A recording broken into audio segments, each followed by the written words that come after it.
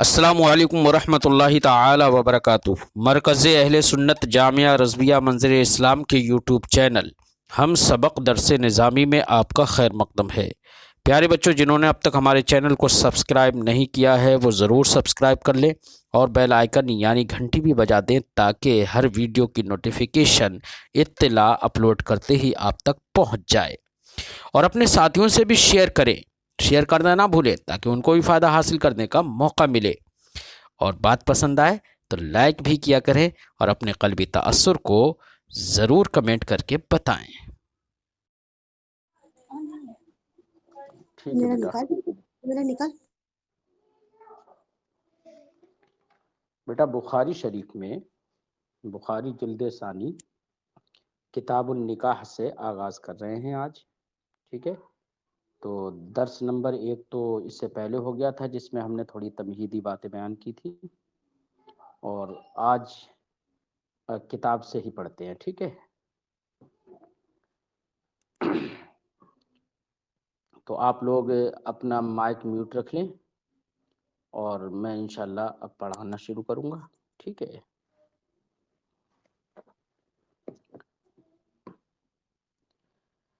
بسم اللہ الرحمن الرحیم۔ کتاب النکاح، الترغیب فی النکاح لقول اللہ تعالی فانکحوا ما طاب لکم من النساء مثنى وثلاث ورباع الی آخر۔ سب سے پہلے کتاب النکاح میں امام بخاری نے یہ بات بتائی کہ نکاح نبی کریم صلی اللہ تعالی علیہ وسلم کی ایک سنت ہے، لہذا نکاح کرنا ہر مسلمان مرد و عورت کو چاہیے کہ وہ نکاح کرے، کیونکہ نبی کریم صلی اللہ تعالی علیہ وسلم نے ارشاد فرمایا تزوجوا الولود الودود فإنی مکاثر بکم الامم۔ سرکار دو عالم صلی اللہ علیہ وسلم مسلمانوں کی کثرت کو دیکھ کر فخر کریں گے، اس لیے نبی کریم صلی اللہ تعالی علیہ وسلم کی رضا اور خوشی اسی میں ہے کہ نکاح کیا جائے، اور وہ انسان جو نکاح کرے اپنے بیوی بچوں کو تربیت دے، پالے، تعلیم ان کو دلائے، اور نکاح جو کہ افزائش نسل انسانی کا ایک اہم ذریعہ ہے، خاص ذریعہ ہے، اس کو اپنائے، تو اس کو اپنانے کے بعد اللہ کی عبادت و ریاضت کرے تو یہ بندہ بہت ساری فضیلتوں، رفعتوں اور عظمتوں کا مالک ہوگا، برخلاف اس شخص کے جو دنیا داری اور بیوی بچوں سے دور رہے، نکاح نہ کرے اور پھر عبادت میں لگا رہے، تو اس سے کہیں زیادہ اس شخص کی عبادت فضیلت رکھتی ہے جو شخص بیوی بچوں کے ساتھ رہے، ان کی ذمہ داریاں نبھائے اور پھر اللہ کی عبادت کرے۔ اس باب میں امام بخاری علیہ رحمت و رضوان سب سے پہلے اللہ رب العزت کے ایک فرمان سے اس بات پر استدلال کرتے ہیں کہ نکاح کرنا یہ مستحب ہے، مندوب ہے، اور استدلال اس طور سے کرتے ہیں کہ اللہ نے فرمایا فَانْكِحُوا مَا طَابَ لَكُم مِّنَ النِّسَاءِ، جو عورتیں تمہارے لیے نکاح کے طور پر مباح ہیں ان سے تم نکاح کرو۔ تو یہاں پر فَانْكِحُوا اللہ نے یہ حکم دیا ہے، یہ امر ہے، لہذا امام بخاری نے اسی صیغہ امر سے استدلال اس بات پر کیا کہ نکاح کرنا یہ مستحب ہے، کیونکہ صیغہ امر جہاں وجوب کے لیے آتا ہے تو کم سے کم اس کا ایک درجہ استحباب کا بھی ہے، جیسے کہ علامہ ابن حجر عسقلانی علیہ رحمۃ والرضوان نے فتح الباری میں استدلال کا یہی طریقہ بتایا کہ اس آیت کریمہ سے ترغیب نکاح پر استدلال اس طور سے ہے کہ یہاں پر امر استحباب کے لیے ہے، اور جب نکاح کا مستحب ہونا ثابت ہو جائے گا تو اس میں رغبت ثابت ہوگی۔ جبکہ علامہ بدر الدین عینی علیہ رحمۃ والرضوان نے اس کا رد فرمایا۔ انہوں نے فرمایا کہ امر صرف استحباب کے لیے نہیں ہوتا ہے، امر اباحت کے لیے بھی ہوتا ہے، جیسے کہ اذا حللتم فاصطادوا، جب تم احرام کھول دو تو شکار کرو، تو شکار کرنا وہاں پر مستحب نہیں ہے بلکہ محض مباح ہے۔ تو اب حضرت علامہ بدر الدین عینی علیہ رحمۃ والرضوان نے فرمایا کہ فَانْكِحُوا مَا طَابَ لَكُم مِّنَ النِّسَاءِ سے رغبت نکاح پر استدلال کرنا یہ صحیح نہیں ہے۔ بہرحال امام بخاری نے اس آیت کریمہ کو ترغیب نکاح پر دلیل بنایا ہے۔ فرماتے ہیں الترغیب فی النکاح، نکاح میں رغبت دلانا، یہ ثابت ہے اللہ کے اس فرمان کی وجہ سے کہ اللہ نے فرمایا فَانْكِحُوا مَا طَابَ لَكُم مِّنَ النِّسَاءِ۔ ما طاب لکم کا معنی ہے ما اباح لکم، اللہ نے جو تمہارے لیے عورتیں مباح فرما دی ہیں، جن سے نکاح کرنا جائز قرار دیا ہے، ان سے تم نکاح کرو۔ اب ایک عورت سے بھی نکاح کر سکتا ہے، دو سے بھی، تین سے بھی، چار سے بھی نکاح کر سکتا ہے۔ قرآن میں اللہ نے ارشاد فرمایا ایک وقت میں ایک مرد چار عورتوں سے نکاح کر سکتا ہے، چار سے زیادہ سے نکاح نہیں کر سکتا ہے۔ ہاں، نبی کریم صلی اللہ تعالی علیہ وسلم نے ایک وقت میں 9 بیویوں سے نکاح فرمایا، یہ نبی کریم صلی اللہ علیہ وسلم کے خصائص سے ہے، اور جو نبی کریم صلی اللہ علیہ وسلم کے خصائص سے ہے، خصوصیات سے ہے، اس پر عمل امتیوں کو لیے کرنا یہ درست نہیں ہے۔ اس لیے آیت کریمہ میں جو 4 تک بیان فرمایا کہ 4 تک نکاح کر سکتا ہے، تو ایک وقت میں ایک مرد کے لیے 5ویں بیوی سے نکاح کرنا جائز نہیں ہوگا۔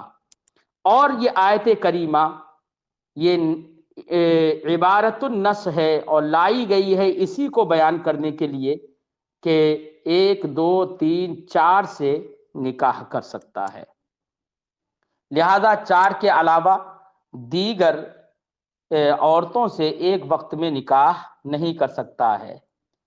در حقیقت ایک اور آیت کریمہ ہے، اللہ رب العزت نے ارشاد فرمایا وَأُحِلَّ لَكُم مَّا وَرَاءَ ذَلِكُمْ، یعنی محرمات کے علاوہ جن عورتوں سے نکاح کرنا حرام ہے، ان کے علاوہ تمہارے لیے ساری عورتوں سے نکاح کرنا حلال کر دیا گیا ہے۔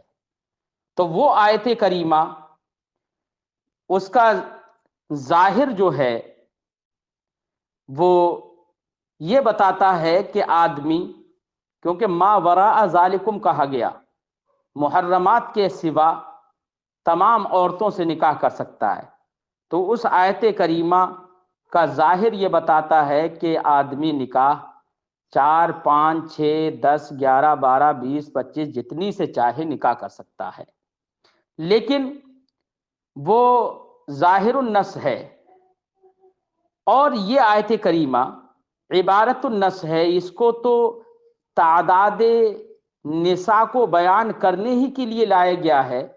اور آپ نے دیکھا ہے، اصول کی کتاب میں پڑھا ہوگا کہ جب ظاہر اور نص آپس میں متعارض ہوں تو ایسے وقت میں عبارت النص کو ترجیح دی جائے گی، نص کو ترجیح دی جاتی ہے، نہ کہ ظاہر کو۔ اس لیے فَانْكِحُوا مَا طَابَ لَكُم مِّنَ النِّسَاء کے ذریعے سے 4 سے زیادہ عورتوں سے نکاح کرنا حرام ہے ایک وقت میں۔ اب امام بخاری نے چونکہ اس آیت کریمہ کو رغبت پر پیش کیا ہے، وجہ استدلال کیا ہے وہ بھی میں نے آپ کے سامنے رکھ دیا۔ ترجمہ تھوڑا سا کرتے ہیں۔ بسم اللہ الرحمن الرحیم۔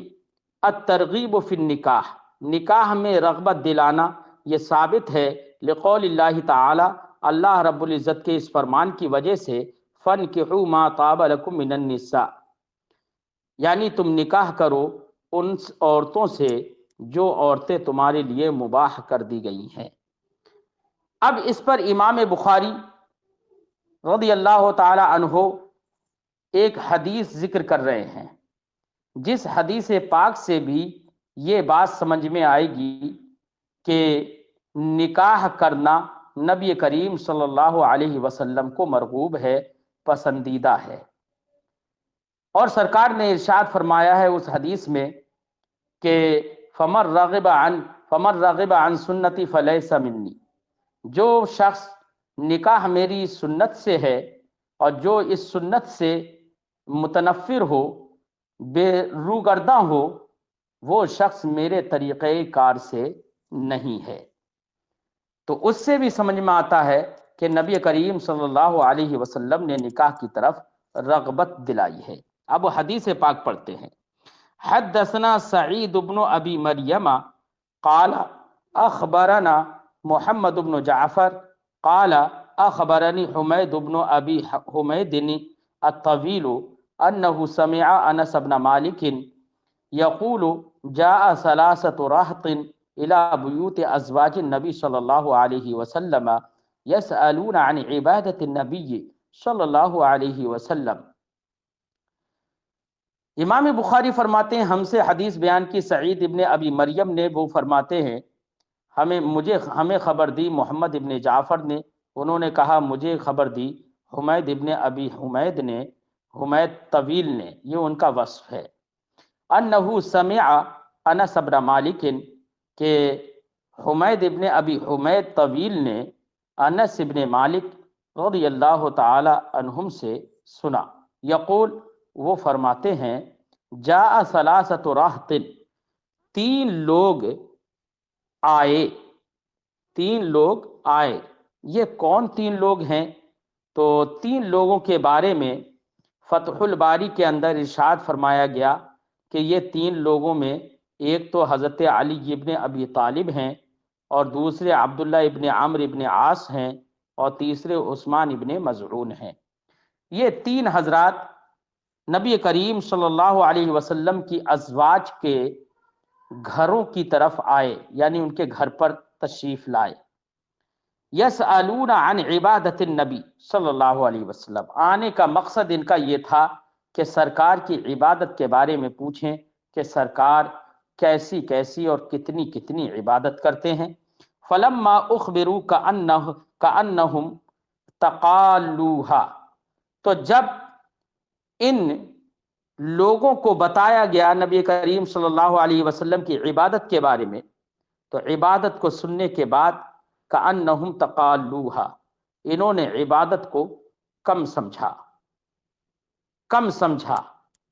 فقالو، تو یہ بولے کیا، وَأَيْنَ نَحْنُ مِنَ النَّبِي صلی اللہ علیہ وسلم، ہمارا نبی سے کیا نسبت ہے ہماری نبی سے، یعنی ہم کہاں اور نبی کہاں۔ جیسے اردو میں بولتے ہیں میں کہاں اور آپ کہاں، من کجا اور تو کجا، بولتے ہیں نا، میں کہاں اور تو کہاں۔ ایسی عربی میں بولتے ہیں این نحن من النبی، ہم کہاں اور نبی کہاں۔ قد غفر له ما تقدم من ذنبه وما تأخر، ان کے تو تمام گناہ جو بھی پہلے ہوں جو بعد میں ہوں، ان کو تو ان تمام گناہوں سے محفوظ کر دیا گیا ہے۔ غفرہ کا معنی یہاں پر محفوظ کر لینا۔ ما قد غفر له، ان کے तमाम तर अगले पिछले गुनाहों से उनको तो महफूज कर दिया गया है।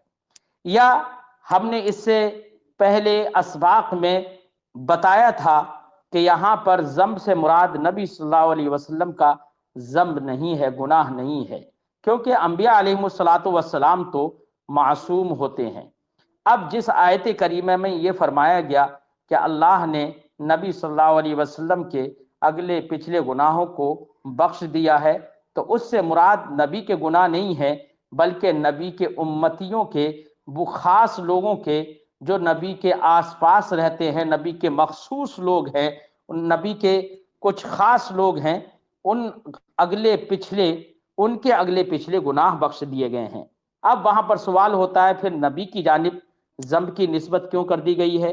तो उसकी वजह यह है कि कभी कभी काम कोई अपना खास आदमी करता है तो उन खास लोगों के अमीर की जानिब निस्बत कर दी जाती है। हमारे भी उर्फ में अगर हमारे मदरसे में कोई उस्ताद से कोई अच्छा काम होता है तो उस अच्छे काम का सेहरा आम तौर से प्रिंसिपल साहब और सदरुल मुदर्रिसीन के सर जाता है और लोग उन्हीं की तारीफ करते हैं कि आप बहुत अच्छा काम कर रहे हैं। या अगर किसी उस्ताद ने कुछ गलती कर दी तो लोग उसको भी उसी की यानी सदरुल मुदर्रिसीन की जानिब मंसूब करते हैं, उन्हीं से मुआखज़ा करते हैं और कहते हैं कि ये आपके यहाँ पर क्यों हुआ। तो चूंकि अमीर की जानिब निस्बत कर दी जाती है, इसलिए बतौर मजाज यहाँ पर नबी करीम सल्लल्लाहु अलैहि वसल्लम की जानिब निस्बत हो गई है। कद गुफिर लहू मा तक़द्दम मिन ज़म्बिही व मा तअख़्ख़रा, सरकार के तो अगले पिछले गुनाह तमाम सरकार को तो अगले पिछले गुनाह तमाम से महफूज कर दिया गया है। क़ाल अहदुहुम, अब उन तीन लोगों में से एक ने कहा, अम्मा अना फ़इन्नी उसल्लि लैल अबदा, उनमें से एक ने कहा रहा मैं, यानी नबी सल्लल्लाहु अलैहि वसल्लम तो ये नमाजें पढ़ते हैं, उनके बारे में तो ये मालूम हुआ, ये इबादत करते हैं, ये इबादत करते हैं, और हमारा नबी, हम कहाँ और नबी कहाँ, हमें तो बहुत इबादत की ज़रूरत है, हम तो गुनहगार हैं। ये इन हजरात ने कहा। तो उनमें से एक ने कहा अम्मा अना, रहा मैं, फ़इन्नी उसल्लि लैल अबदा, मैं हमेशा रातों रात इबादत करूंगा, पूरी जिंदगी रातों रात इबादत करूंगा। वक़ाल आखर, और दूसरे ने कहा अना असुमुद्दहरा, मैं पूरे जमाने भर, अपनी जिंदगी भर, शब व रोज, यानी हर दिन, शब व रोज नहीं, शब में तो रोजा होता ही नहीं है, हर दिन रोजा रखूंगा, वला उफ्तिरो, और इफ्तार भी नहीं करूंगा, यानी कि ऐसा भी नहीं करूंगा कि एक दिन रोजा रख लिया दूसरे दिन रोजा ना रखा, तो वही दूसरे दिन रोजा ना रखना वही इफ्तार करना है, खाना पीना है। वक़ाल आखर, और फिर तीसरे ने कहा अना अअतज़िलुन निसा, मैं औरतों से अलग रहूंगा, यानी मैं निकाह नहीं करूंगा। क्यों? उन्होंने ये सोचा कि निकाह करेंगे, जिम्मेदारियां बीवी की भी होंगी, बच्चों की भी होंगी, जिसकी वजह से इबादत में खलल पड़ सकता है, इसलिए उन्होंने ये सोचा और कहा अना अअतज़िलुन निसा, मैं औरतों से दूर रहूंगा। फला अतज़व्वजु अबदा, तो अपनी पूरी जिंदगी में निकाह नहीं करूंगा। ये सरकार दो आलम सल्लल्लाहु अलैहि वसल्लम की आदम मौजूदगी में ये लोग ये कह रहे थे। इत्तेफाक है फज्जा रसूलुल्लाह सल्लल्लाहु अलैहि वसल्लम इलैहिम, तो रसूलुल्लाह सल्लल्लाहु अलैहि वसल्लम इन लोगों के पास तशरीफ लाए। फ़क़ाल, तो इरशाद फरमाया अंतुमुल्लज़ीना क़ुल्तुम कज़ा व कज़ा, अरे तुम ऐसे लोग हो, तुमने ऐसा ऐसा कहा है, कज़ा व कज़ा ये किनाई अल्फाज हैं, ठीक है ना, ऐसी ऐसी बात कही है। देखो सरकार मौजूद नहीं थे, क्योंकि लफ्ज बता रहा है फज्जा रसूलुल्लाह सल्लल्लाहु अलैहि वसल्लम, तो रसूलुल्लाह सल्लल्लाहु अलैहि वसल्लम तशरीफ लाए, इसका मतलब जब ये लोग कह रहे थे तो सरकार वहां पर मौजूद नहीं थे। फिर सरकार जब तशरीफ ले आए तो सरकार फरमाते हैं अंतुमुल्लज़ीना कुल्तुम कज़ा व कज़ा, तुम ऐसे ऐसे तुम लोगों ने बातें कही हैं। इसका मतलब यह है, हदीस बता रही है कि सरकार मौजूद नहीं थे, लेकिन सरकार इनकी बातों को मुलाहजा फरमा रहे थे, ठीक है। यही तो है हाजिर और नाजिर का मतलब, कि सरकार इन ملاحظہ فرما رہے ہیں عدم موجودگی میں بھی کہ یہ کیا کیا کہہ رہے ہیں. اور سرکار نے فرمایا تم لوگوں نے ایسے ایسے کہا. اما سنو، اما یہ حرف تنبیہ ہے، سنو، واللہ انی لاخشاکم للہ واتقاکم لہ، خدا کی قسم میں تم میں سب سے زیادہ اللہ کی خشیت رکھتا ہوں اور تم میں سب سے زیادہ اللہ کے لیے تقوی و پرہیزگاری رکھتا ہوں. اب یہ سرکار کا خطاب صحابہ سے ہے، حضرت علی سے ہے، حضرت عمرو ابن عاص سے ہے، حضرت عثمان ابن مظعون سے ہے. یہ جلیل القدر صحابہ سے سرکار فرماتے تم میں سب سے زیادہ اللہ کی خشیت میرے دل میں ہے، سب سے زیادہ تقوی و پرہیزگاری تم میں رکھتا ہوں. جب صحابہ کرام نبی کے تقوی و پرہیزگاری کو نہیں پہنچ سکتے تو ایک عام امتی نبی کے پرہیزگاری اور عمل تک پہنچ جائے گا. لہذا جس عقل کے یتیم نے یہ کہہ دیا کہ کبھی کبھی امتی عمل میں نبی سے بڑھ سکتا ہے، وہ واقعی عقل سے یتیم ہے، اپنے دماغ سے پاگل ہے. لیکنی اصوم و افطر. اب دیکھو سرکار فرماتے ہیں میں تم میں سب سے زیادہ پرہیزگار ہوں. تم سمجھ رہے ہو کہ یہ نکاح کرنے سے، بیوی بچوں میں پڑھنے سے عبادت میں خلل ہوگا. سرکار فرماتے ہیں میں تم میں سب سے زیادہ نیک، سب سے زیادہ پرہیزگار، تم میں سب سے زیادہ اللہ کی خشیت رکھنے والا، سب سے زیادہ تقوی و طہارت رکھنے والا ہوں میں. لیکن اس کے باوجود میں روزہ بھی رکھتا ہوں، وہ افطر، افطار بھی کرتا ہوں. تم میں سے کہہ رہا ہے کہ لگاتار میں روزہ رکھوں گا، افطار نہیں کروں گا. وہ اصلی، نماز پڑھتا ہوں، وہ ارقد، اور میں سوتا بھی ہوں، سوتا بھی ہوں. تم میں سے ایک کہہ رہا ہے کہ میں لگاتار پوری رات نماز پڑھوں گا. وہ اتزوج النساء، اور میں عورتوں سے نکاح بھی کرتا ہوں، میں عورتوں سے نکاح بھی کرتا ہوں. پھر بھی میں تم میں سب سے زیادہ پرہیزگار ہوں، ہے نا؟ کیوں؟ اس لیے کہ نبی کریم صلی اللہ علیہ وسلم بتانا یہی چاہ رہے ہو. تم میں سے ایک کہہ رہا ہے کیا میں نکاح ہی نہیں کروں گا. سرکار نے دیکھو رغبت دلائی، فرمایا فمن راغب عن سنتی فلیس منی. تو جو میری سنت سے، کون سی سنت سے؟ سنت نکاح سے. رغبہ اس کا معنی ہوتا ہے مائل ہونا، رغبہ فی کا معنی ہوتا ہے مائل ہونا، اور رغبہ کا صلہ جب ان آئے تو اس کا معنی ہوتا ہے روگرداں ہونا، منہ پھیر لینا، منہ موڑنا. سرکار فرماتے ہیں سنو، فمن رغب عن سنتی، جس نے میری سنت نکاح سے روگردانی کی، منہ موڑا، فلیس منی، تو وہ میرے طریقہ کار سے نہیں ہے. اب لیسا منی، وہ مجھ سے نہیں ہے، اس کا تعلق مجھ سے نہیں ہے، یعنی وہ مسلمان نہیں ہے. اگر یہ معنی ہو تو یہ اس صورت میں ہے جبکہ نبی کی سنت کو جھٹلاتے ہوئے جو منہ پھیرے، یہ اس صورت میں ہے. اور اگر یہاں پر یہ معنی ہے فلیسا منی، تو وہ مجھ سے نہیں ہے، یعنی میرے طریقے پر عمل کرنے والا نہیں ہے. کیونکہ میرا تو طریقہ یہ ہے کہ میں نکاح بھی کرتا ہوں، نماز بھی پڑھتا ہوں، روزہ بھی رکھتا ہوں، افطار بھی کرتا ہوں. اب اگر کسی شخص نے اس کے خلاف کیا تو وہ میرے طریقے پر عمل کرنے والا نہیں ہے.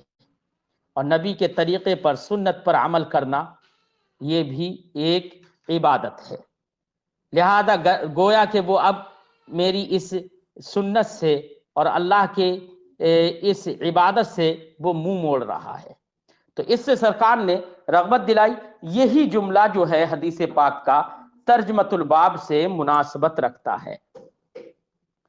حدثنا علی سمع حسان بن ابراہیم عن یونس بن یزید عن الزہری قال اخبرنی عروۃ انہ سأل عائشۃ عن قولہ تعالی.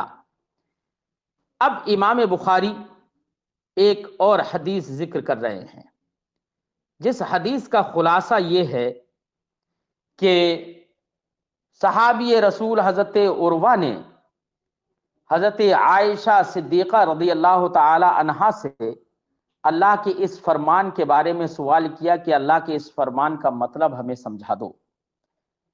اللہ کا فرمان ہے وَإِن خِفْتُمْ अल्ला तुक़सितू फिल यतामा फनकिहू मा ताब लकुम मिनन निसाइ मसना व सुलासा व रुबाअ फ़इन खिफ्तुम अल्ला तअदिलू फवाहिदा औ मा मलकत ऐमानुकुम ज़ालिका अदना अल्ला तऊलू।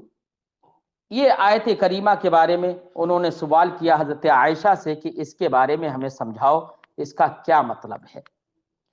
अब इमाम बुखारी ने इस हदीस को भी यहाँ पर पेश किया। इस्तिदलाल करना मकसद है इसी बात पर कि निकाह पर रगबत मिलती है इस आयत करीमा से। इस हदीस में जो उन्होंने सवाल आयत करीमा के बारे में किया ना, तो वो आयत करीमा है क्या, फनकिहू मा ताब लकुम ही तो है ना, तो वहाँ पर अम्र है, तो अम्र इस्तिहबाब पर दलालत करेगा, और इस्तिहबाब पर जब दलालत करेगा तो रगबत फिर निकाह पर इस्तिदलाल हो जाएगा उससे। इसी मकसद के खातिर इमाम बुखारी ने यहाँ पर इस हदीस को जिक्र किया। लेकिन अब हदीस पाक के अंदर कई बातें समझ में आएंगी। क्या, देखिए, हद्दसना, इमाम बुखारी फरमाते हैं हमसे हदीस बयान की अली ने, समिअ हस्सान इब्न इब्राहिम, उन्होंने हस्सान इब्न इब्राहिम से सुना। वो रिवायत करते हैं यूनुस इब्न यजीद से, और वो रिवायत करते हैं इमाम ज़ोहरी से। काल, उन्होंने कहा, अखबरनी उर्वतु, मुझे खबर दी उर्वा ने, अन्नहु सअला आइशता, कि हज़रत उर्वा ने हज़रत आयशा सिद्दीक़ा रज़ियल्लाहु ताला अन्हा से पूछा, किसके बारे में, अन क़ौलिही ताला, अल्लाह के इस फरमान के बारे में।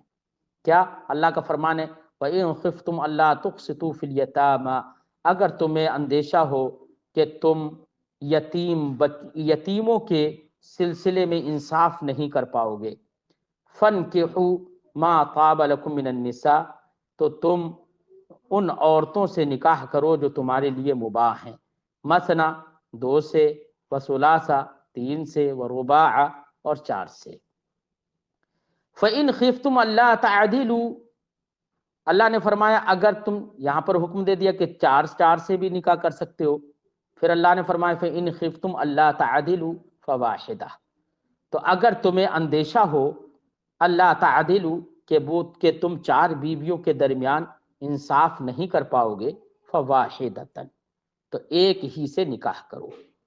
औ मा मलकत ऐमानुकुम, या उन औरतों से निकाह करो, मा मलकत ऐमानुकुम, जिसके ऐमानुकुम में यहाँ पर मुजाफ इलै महजूफ है। असली इबारत है मा मलकत ऐमानु इख्वानिकुम, जिसके तुम्हारे भाई, मुस्लिम भाई, तुम्हारे मोमिन भाई जिनके मालिक हैं, यानी अपने भाइयों की बांदियों से निकाह करो।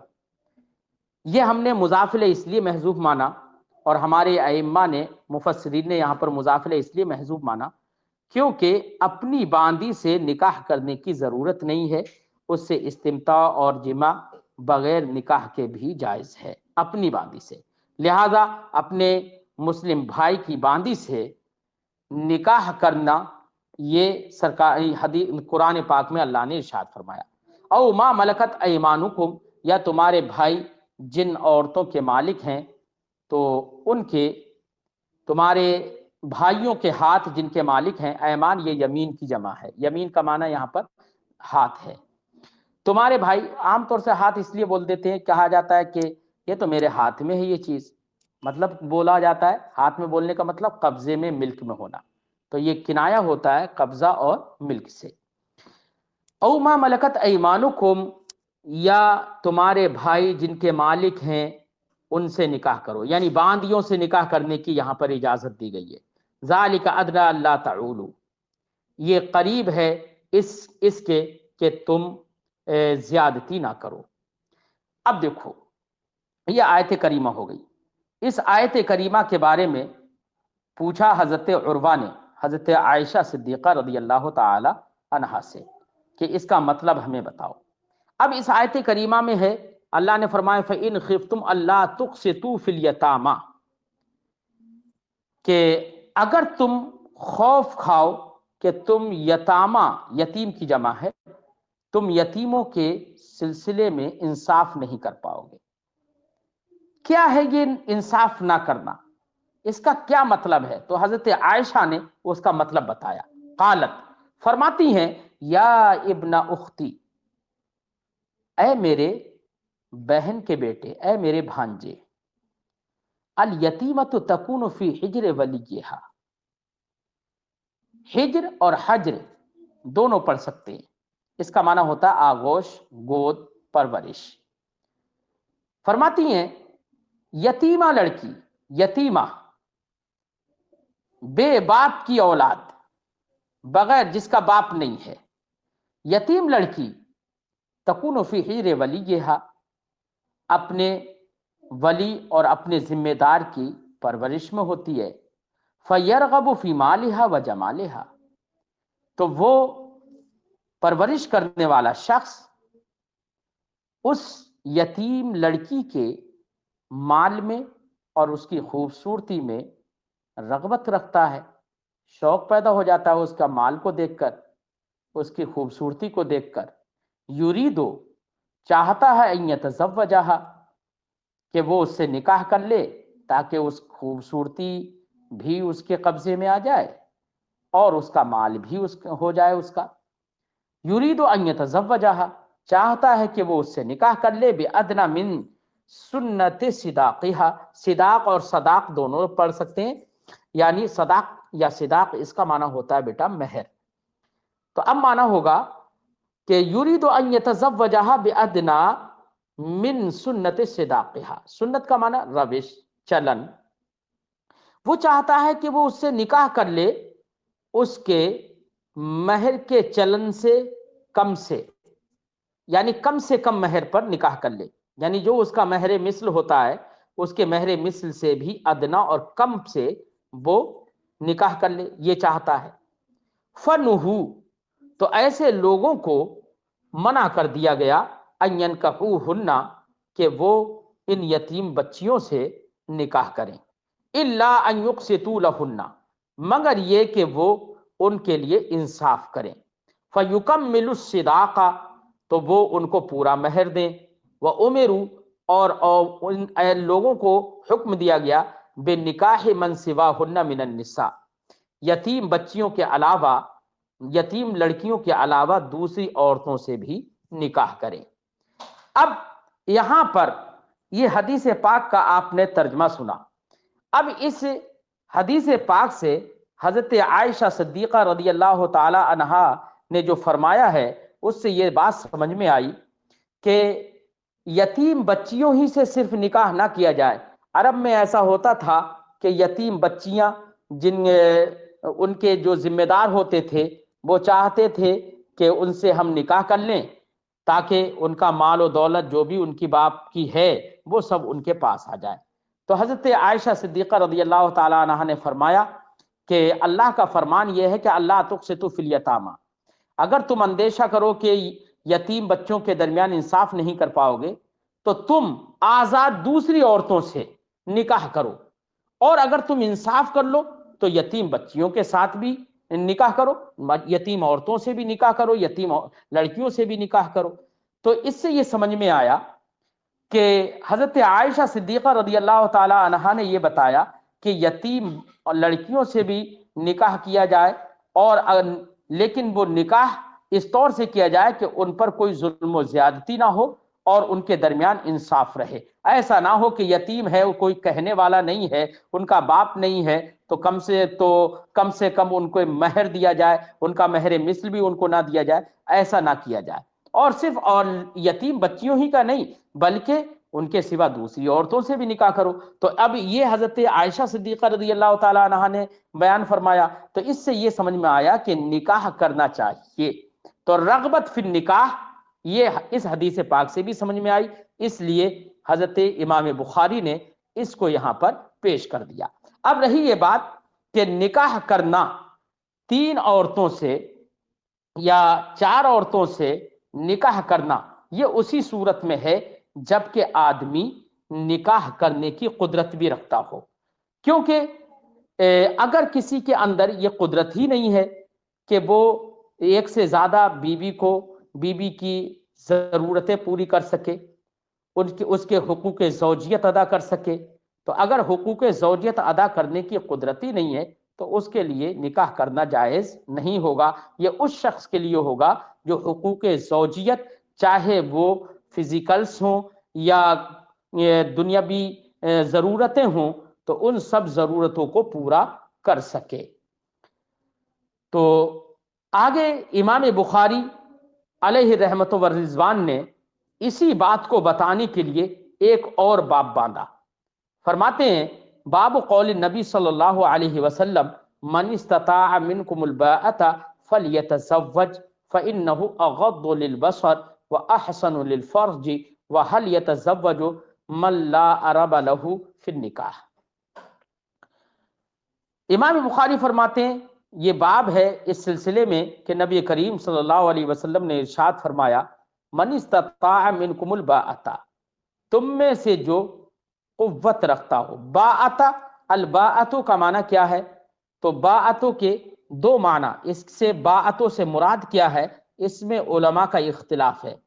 بعض لوگوں نے یہ کہا کہ باءۃ سے مراد اس کا معنی لغوی ہے، یعنی الباءۃ کا معنی لغوی جو ہے وہ جماع ہے۔ تو مطلب یہ ہوا من استطاع منکم الباءۃ کہ تم میں سے جو جماع پر استطاعت اور قدرت رکھتا ہو تو وہ نکاح کرے۔ اب اس سے یہ سمجھ میں آ گیا کہ جس کو جماع پر قدرت نہ ہو، عنین ہو، یا جماع پر قدرت اس طور سے کہ ذمہ داریاں، حقوق زوجیت جو بھی ہیں ان کو ادا کرنے کی قدرت نہ ہو، تو وہ نکاح نہ کرے۔ لہذا اگر کوئی عنین ہے تو اس شخص کو نکاح کرنا حرام ہے۔ اور بعض ائمہ نے یہ فرمایا کہ یہاں پر الباءۃ کا اس کا معنی لغوی مراد نہیں ہے، بلکہ یہاں پر ذمہ داری مراد ہے، یعنی من استطاع منکم الباءۃ اے من استطاع منکم المؤونہ، یعنی تم میں سے جو ذمہ داریاں پورے کرنے کی استطاعت رکھتا ہو تو وہ نکاح کرے۔ فلیتزوج، تو چاہیے کہ وہ نکاح کرے۔ تو یہ دیکھو فعل امر ہی ہے نا، فلیتزوج، لہذا باب کی مناسبت یہی ہے کہ سرکار نے فرمایا فلیتزوج۔ تو حدیث پاک کے جو آگے حدیث آ رہی ہے اسی کے ٹکڑے کو یہاں پر امام بخاری نے عنوان باب بنا دیا ہے، لہذا آنے والی حدیث کا اس باب سے مطابقت اور مناسبت جو ہے وہ بالکل ظاہر ہو گئی، کیونکہ جزء حدیث ہی کو عنوان باب بنا دیا ہے امام بخاری نے۔ فلیتزوج، جو چاہیے کہ وہ نکاح کرے۔ کیوں نکاح کرے؟ فإنہ اغض للبصر، کیونکہ نکاح یہ نگاہ کو نیچے رکھنے والا ہے، نیچا کر دینے والا ہے، نگاہوں کو جھکانے والا ہے۔ کیونکہ جو آدمی نکاح کر لے تو اب ادھر ادھر افراتفری میں وہ بلا وجہ میں بلا ضرورت محرمات کی جانب اپنی نظر نہیں اٹھائے گا۔ وَأَحْسَنُ لِلْفَرْجِ، اور شرمگاہ کے لیے یہ زیادہ محافظ ہے۔ وَهَلْ يَتَزَوَّجُ مَنْ لَا عَرَبَ لَهُ فِي النِّكَاحِ، کیا وہ بھی شخص نکاح کرتا ہے جس کو نکاح میں کوئی ضرورت نہیں ہوتی ہے نکاح کی، یعنی جو نکاح کی ضرورت ہی محسوس اپنے اندر نہیں کرے، تو کیا وہ بھی نکاح کرے گا؟ یعنی یہاں پر حل استفہام ہے لیکن وہ انکار کے لیے، یعنی وہ شخص نکاح نہ کرے جس کو نکاح میں کوئی ضرورت نہ ہو۔ امام بخاری ایک حدیث ذکر کر رہے ہیں اس پر۔ حدثنا عمر بن حفص، ہم سے حدیث بیان کی عمر ابن حفص نے، قال حدثنا ابی، وہ فرماتے ہیں ہم سے حدیث بیان کی میرے والد حفص ابن غیاث نے، قال انہوں نے کہا حدثنا الاعمش، ہم سے حدیث بیان کی اعمش نے، قال انہوں نے کہا حدثنی ابراہیم، مجھ سے حدیث بیان کی ابراہیم نے، وہ روایت کرتے ہیں عن علقمہ، حضرت علقمہ سے، قال انہوں نے کہا کنت مع عبداللہ، میں عبداللہ ابن مسعود کے ساتھ تھا۔ حضرت علقمہ فرماتے ہیں کہ میں عبداللہ ابن مسعود کے ساتھ تھا، فلقیہ عثمان بمنن، تو ان سے حضرت عثمان مقام منا میں ملے، فقالا، تو بولے یا ابا عبد الرحمن، اے ابو عبد الرحمن، ابو عبد الرحمن یہ عبداللہ ابن مسعود کی کنیت ہے۔ انہوں نے عبداللہ ابن مسعود سے کہا یا ابا عبد الرحمن ان لی الیک حاجتن، مجھے تم سے کچھ ضرورت ہے۔ جب ضرورت ہے تو ضرورت کی بات سننے کے لیے فخلیا، تسنیہ کا صیغہ، تو دونوں حضرات تنہائی میں چلے گئے۔ فقال عثمان، تو حضرت عثمان نے کہا حل لک یا ابا عبد الرحمن فی ان نزوجک بکرن، کیا اے عبداللہ ابن مسعود، اے ابو عبد الرحمن، کیا تمہیں اس میں رغبت ہے کہ ہم تمہارے ساتھ کسی باکرہ لڑکی کا نکاح کر دیں؟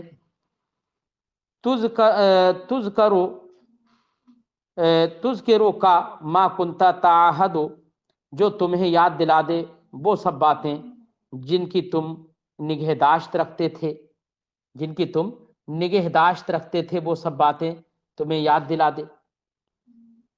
فلما رأى عبداللہ ان لیس لہ حاجہ، تو جب حضرت عبداللہ ابن مسعود نے دیکھا، اور اس کو چاہیں تو عبداللہ بھی پڑھ سکتے ہیں، منصوب بھی پڑھ سکتے ہیں، تو جب انہوں نے یعنی حضرت عثمان نے دیکھا کہ عبداللہ ابن مسعود کو دیکھا ان لیس لہ حاجہ، کہ ان کو نکاح کی طرف کوئی ضرورت نہیں ہے، ان کو نکاح کی طرف کوئی ضرورت نہیں ہے، تو کیونکہ تزویج انہوں نے مشورہ پیش کیا تھا اور انہوں نے رغبت کا اظہار نہیں کیا، تو جب یہ دیکھا الی ھذا لیس لہ حاجہ الی ھذا، ہے نا، اور بعض روایتوں میں یہاں پر ہے لیس لہ حاجۃ الی التزویج الی التزوج، کہ ان کو نکاح کرنے کی ضرورت نہیں ہے۔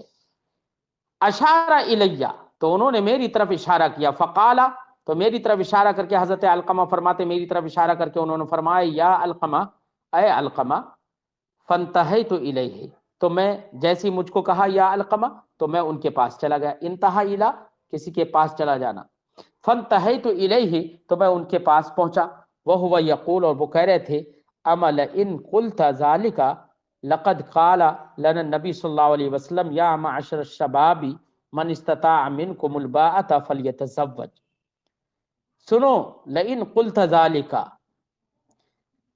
اما لئن قلت ذلک، قلت ذلک، بلکہ قلت اسے پڑھو، سنو میں نے ہی یہ بات ان سے نہیں کہی ہے، بلکہ یہ بات لقد قال لنا النبی صلی اللہ علیہ وسلم، ہم سے نبی کریم صلی اللہ علیہ وسلم نے فرمائی، کیا یا معشر الشباب، اے جوانوں کی جماعت، من استطاع منکم الباءۃ فلیتزوج، تم میں سے جو نکاح کی ذمہ داریوں کی استطاعت رکھتا ہے یا جماع کی استطاعت رکھتا ہے، فلیتزوج، تو چاہیے کہ وہ نکاح کرے، ومن لم یستطع، اور جو استطاعت نہیں رکھتا ہے، فعلیہ بالصوم، تو چاہیے کہ وہ روزہ رکھے، کیوں؟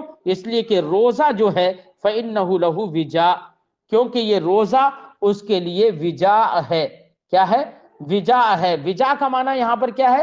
شہوت کو توڑنے والا، فإنہ لہ وجاء، کیونکہ یہ روزہ رکھنا اس کے لیے شہوت کو توڑنے والا ہے۔ تو اب اس حدیث پاک سے یہ سمجھ میں آیا کہ جس کے اندر استطاعت ہو اسے نکاح کرنا چاہیے، اور اگر استطاعت نہ ہو اور تو اب شہوت کو ختم کرنے کے لیے، شہوت کو توڑنے کے لیے اسے روزے رکھنا چاہیے، کیونکہ روزہ رکھنا یہ اس کے شہوت کو توڑنے کا ذریعہ اور سبب ہو۔